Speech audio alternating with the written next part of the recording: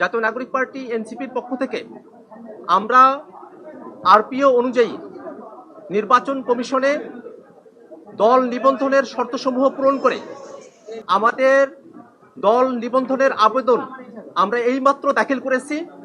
নির্বাচন কমিশনের কর্মকর্তাগণ আমাদের আবেদন তারা রিসিভ করেছেন, আমাদেরকে রিসিভ কপি তারা দিয়েছেন এবং একটি দল নিবন্ধনের জন্য যে শর্তগুলো প্রয়োজন হয় সেই শর্তগুলো পূরণ করে আমাদের মূল আবেদনের সঙ্গে যে সংযুক্তিগুলো আছে সেই সংযুক্তিগুলো নিয়ে আমাদের অন্যান্য নেতৃবৃন্দ তারা পথে আছেন, তারা আসছেন। আমরা সেই অন্যান্য যে ডকুমেন্টসগুলো আছে সম্পূর্ণ ডকুমেন্টসগুলো আমরা এখানে সাবমিট করব।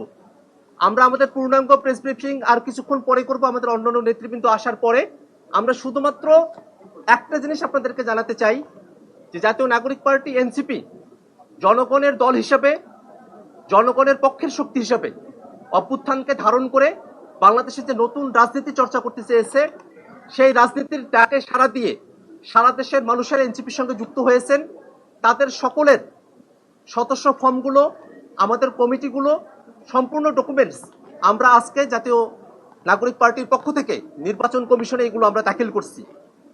সাংবাদিক বন্ধুগণ, জাতীয় নাগরিক পার্টি এনসিপি দলের প্রতীক হিসাবে নির্বাচন কমিশনে যে আবেদন দাখিল করেছে সেখানে আমরা 3টি প্রতীককে দলের প্রতীক হিসেবে আমরা আবেদন করেছি, কিন্তু আমাদের দলের প্রতীক হিসাবে নির্বাচন কমিশনের থেকে আমাদের প্রত্যাশা হলো নির্বাচন কমিশন দলের প্রতীক হিসাবে আমাদেরকে শাপলা বরাদ্দ প্রদান করবে।